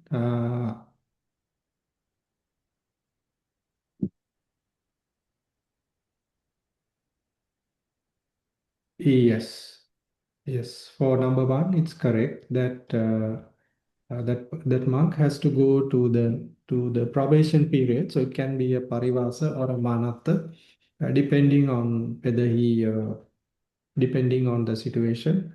So he will go in probation period, right? And I'm simplifying it, right? So to amend his fault rather than being permanently expelled from the sangha.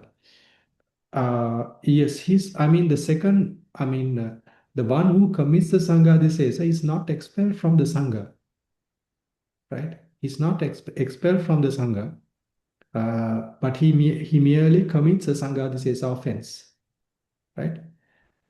Number one. Number two, about the Pabbajaniya karma, it's no, yes. He remains a valid bhikkhu according to the Vinaya, which means he does not lose his monkhood, right? Which means that he will be one is that the monk has to fulfill 18 types of things, right? The 18 types of duties. Some of them are duties, some of them are refraining from certain acts, right? So that monk cannot give the higher ordination to monks. He cannot become a teacher as the Nisaya teacher. Right? There's something called Nisaya teacher, which means that he's the monk who is overlooking the students according to Vinaya. So like that, there are 18 things that the monk should not do, right? And then there are 18 things. I don't remember them all. Right? Let me check.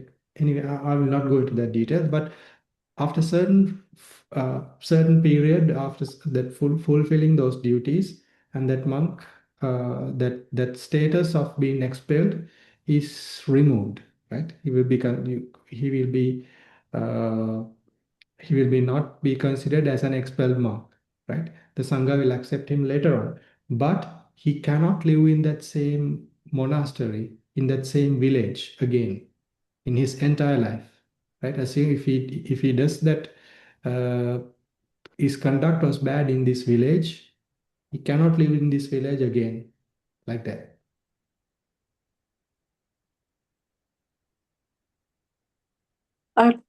So do you understand the expelled monk can come back to be uh, Once he fulfilled his duties, right? Fulfilled his duties, he will be accepted to the sangha again as a normal monk, right? But he cannot live in the same monastery. Assume he did this in in this village that I'm live. He cannot come and live in this monastery and in this village. He has to go to another village. But what do you mean by fulfill his duties? Fulfill his duties. Okay, so in that case, I have to translate that part too. Uh,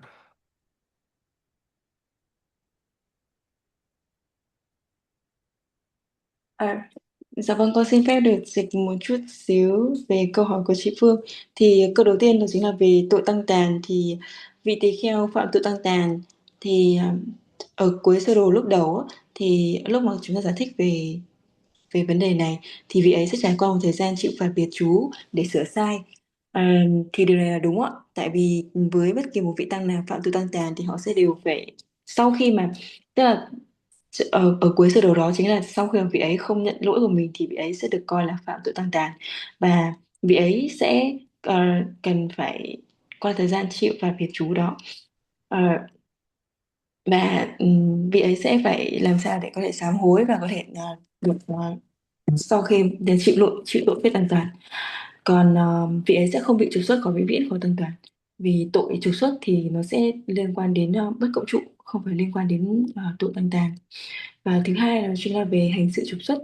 Thì đúng rồi là trục xuất này thì chỉ là một biện pháp kỷ luật nhằm đuổi vị tỳ khưu đấy đi nơi khác để bảo vệ niềm tin cư sĩ. Thì trong khi đó thì vị ấy sẽ tiếp tục là một tỳ kheo hợp pháp thì điều là đúng, tức là vị ấy vẫn sẽ là một vị tỳ khưu, tuy nhiên thì sẽ có một số phận sự hoặc là một số điều mà vị ấy sẽ không được làm.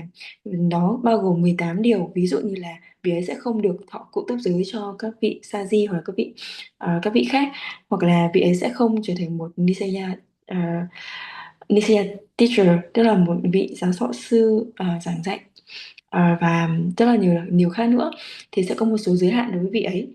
Tuy nhiên thì vị ấy có thể là theo như ngài nói là vị ấy nếu mà hoàn thiện các phận sự của mình thì vị ấy hoàn toàn có thể quay được tăng đoàn chấp nhận trở lại, được tăng đoàn chấp nhận trở lại thuộc về một vị tỳ khưu trong tăng đoàn đó. Tuy nhiên thì vị ấy sẽ không ở quay lại chính cái tu viện đó, chính cái tu viện mà đã trục xuất vị ấy ra ngoài. Vị ấy sẽ không quay lại chính cái tu viện đó và cũng không quay lại ở gần xung quanh cái tu viện đó. Thì con đang hỏi là như vậy thì cái việc mà vị tỳ khưu bị trục xuất mà tức là vị ấy hoàn thiện các phận sự của mình thì những phận sự đó nghĩa là gì? Just là đi. Right. So I will tell, I mean, there are 18 of them, and some of them are related to other Vinaya rules and other Vinaya karma. Some of them, I'm not going to explain all of them, right? Yes. Because then it's going to be a very complicated Vinaya lesson. It will take another 2 hours for me to explain some of them. So I will just explain a few things that the monk has to do for the Sangha to remove that expelled Vinaya karma and accept him to the uh, normal as a normal person, right? As a normal monk, right? Uh,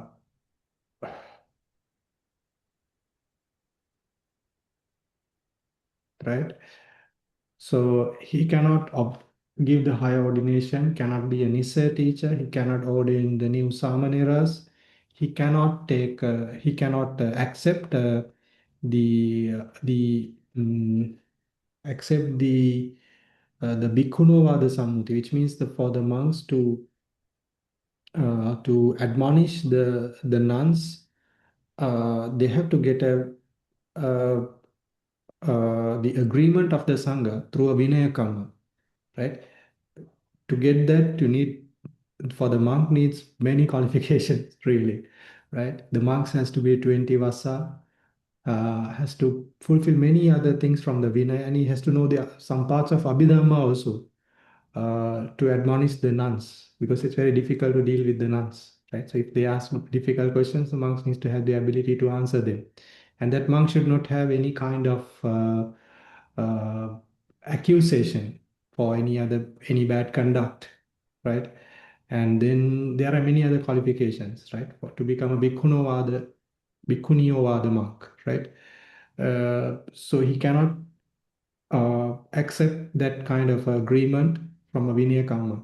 Even he has received this acceptance, he cannot admonish the nuns. And then the Pabhajaniya Karma was done by the Sangha because of a particular breach of precept. He cannot breach that precept again, or he cannot breach a similar kind of a precept, or a precept that is worse than that, right? So I just explained a few. There are a few other more which are related to, these are related to other Vinaya Karmas, so I will not explain. So Yes. like that, have to follow those rules, and once it's done, that he will be accepted to the Sangha. So it must have a time, yes, a duration. It does not have a particular duration, right? It's not specifically mentioned, but the problem here is that now when these kind of restrictions are imposed on the person, right? And if they want to become a monk, then slowly their mind may change, right? It may change, and if they are not, then they will be kind of leaving the monastery and leaving the place like that, right? They will automatically be removed from the society like that. So yeah, it's like that.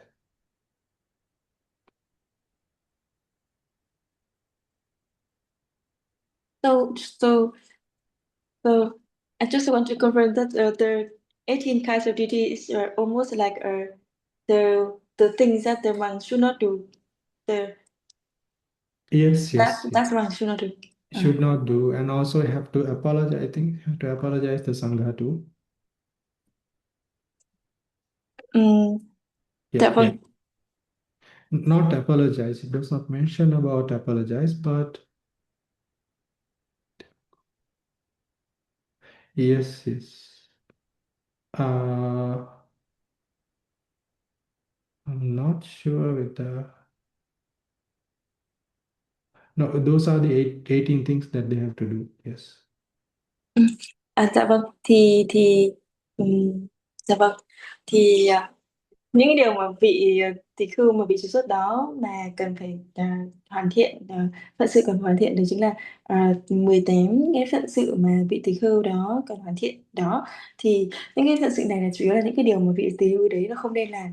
Ví dụ như là vị ấy sẽ không được thọ cụ túc giới cho một vị sa di, hay là không trở thành giáo thọ Nisaya teacher, hay là vị ấy sẽ không không được giảng không được khuyến giáo các vị tỳ khưu ni. Thực ra là để giảng dạy cho một vị tỳ khưu ni thì cũng rất là khó, tại vì sẽ cần một số tiêu chuẩn nhất định. Ít nhất là vị ấy sẽ phải có ờ, ít nhất là phải có 13 hạ, rồi thì phải thông thuộc ờ, tạng luật, rồi thì cũng có thể hiểu và hiểu được Abhidhamma, một chút Abhidhamma. Thì có những điều kiện nhất định để có thể một vị tỳ khưu có thể thuyết pháp cho các vị tỳ khưu ni. Thì vị ấy sẽ không không được có một số việc như vậy, một số vị ấy sẽ không được thuyết giảng cho vị tỳ khưu ni, hoặc là vị ấy sẽ, hoặc là nếu mà vị ấy trục xuất do việc phạm một giới nào đó, thì vị ấy sẽ phải không được phạm giới đó lần nữa, tức là không được phép phạm giới đó một lần nào nữa. Hoặc là hay là vị ấy sẽ không bị phê phán bởi là có một hành động sai trái nào nữa. Thì tức là tổng cộng có 18 điều. Tuy nhiên thì ngài cũng không muốn đi quá sâu về phần này. Vì nếu mà giảng chi tiết thì có thể giảng tận 2 tiếng hoặc là 3 tiếng.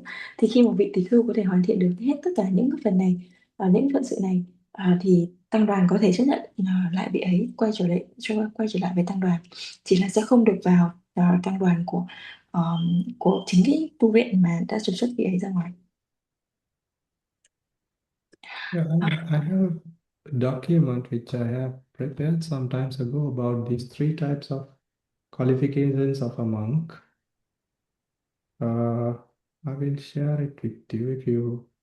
It's in English, of course. You can translate it, and because I prepared this for a question that I think somebody asked me. I don't remember. Dạ vâng, giờ cần có một cái tài liệu về việc có ba dạng vâng, có ba dạng chất lượng là về ba dạng về tỷ khưu các loại thì phần này thì đây là một tài liệu mà ngài soạn do trả lời một câu hỏi nào đó của các vị sa di hoặc là các vị mà đã từng hỏi ngài. Thì tài liệu này bằng tiếng Anh và quý vị có thể tham khảo thêm.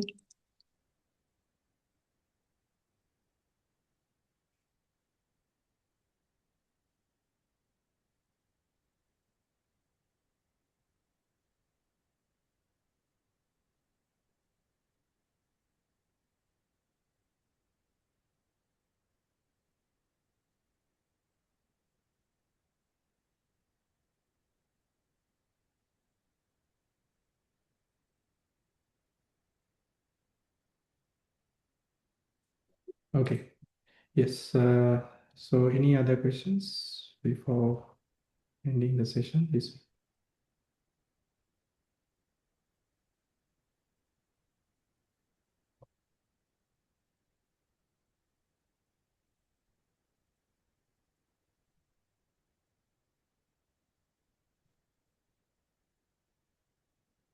If one day we have a question. Oh, one question, yes. One of 10 parami is renunciation. Does the renunciation need to happen in Theravada, or it can happen in any religion? Uh, it should happen in some place where they accept. I think should be happen where they accept the karma and results, right? During the periods when the Buddha Sasana is not there, the renunciation is practiced even by our Bodhisattva. They become an ascetic and practice meditation. So they renunciate the normal world, the lay world as a lay person, and act with the acceptance of the karma and its results, practice meditation. So that's how they do it. Dạ vâng, có một câu hỏi nữa là trong 10 pháp ba la mật thì có một pháp là xuất ly ba la mật, xuất gia ba la mật, thì liệu cái việc xuất gia đó thì cần thiết để chúng ta có thể xuất gia trong, bắt buộc phải xuất gia trong hai ba la hay không? Thì câu trả lời của ngài là có thể xuất gia, chúng ta sẽ xuất gia ở một nơi mà có niềm tin vào nghiệp và quả của nghiệp. Tại vì những cái thời mà không có Đức Phật xuất hiện thì một người có thể hoàn toàn tu tập được xuất gia ba la mật, bởi việc xuất gia ở những nơi mà có niềm tin vào nghiệp và quả của nghiệp.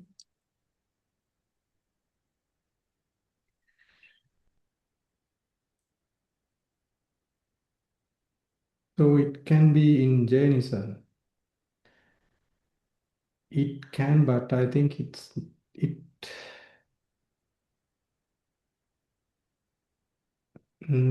they accept the karma and results, but I think their view is extremely wrong for some cases.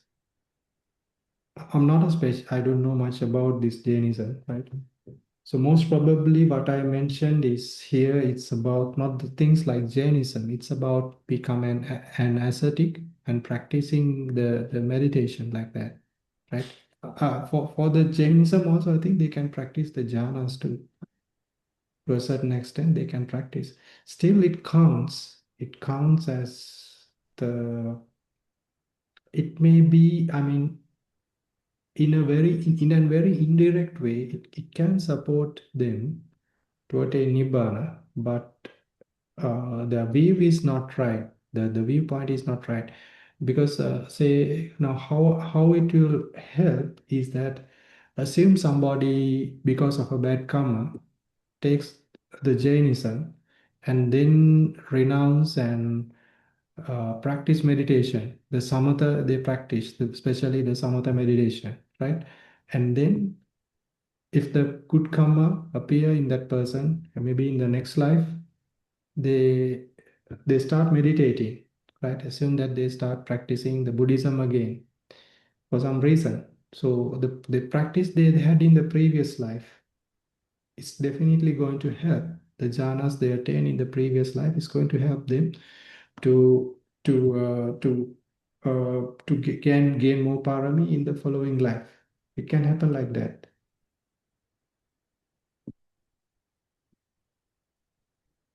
Dạ vâng, thì như vậy thì một người có thể xuất gia ở trong giáo pháp là Kỳ Na giáo hay không, Jainism hay không, thì tức là chúng ta có thể xuất gia ở một nơi mà có thể tin vào nghiệp của nghiệp. Kỳ Na giáo thì cũng vậy. Tất nhiên là nhưng mà Kỳ Na giáo thì nó sẽ có họ có một số tà kiến nhất định. Kỳ Na giáo có rất là nhiều tà kiến nhất định mà chúng ta không nên theo. Thì vậy mà tuy nhiên thì một người mà xuất gia ở trong Kỳ Na giáo thì cũng có thể hỗ trợ các vị ấy theo cách là vị ấy xuất gia và vị ấy cố gắng để thực hành thiền. Thì khi mà vị ấy kết thúc kiếp sống đó và tái sinh những kiếp sống mới và theo nghiệp thiện của mình thì vị ấy có thể tái sinh làm người ở kiếp sau. Giả sử theo nghiệp thiện của vị ấy có cơ hội để làm người ở kiếp sau, thì cái việc mà vị ấy đã thực hành thiền ở kiếp trước nó sẽ làm hỗ trợ cho vị ấy trong quá trình thực hành thiền ở kiếp sau đó, và có thể hỗ trợ cho vị ấy trong việc thực hành và tu tập các ba la mật ở trong các kiếp hiện tại này, kiếp sau đó, và từ đó thì vị ấy có thể tiến dần lên cái con đường tiến gần đến Niết Bàn. So, there's another announcement. Next week, we will not be able to do the class because we have a Vinay recitation, not a recitation, like recitation function in our monastery.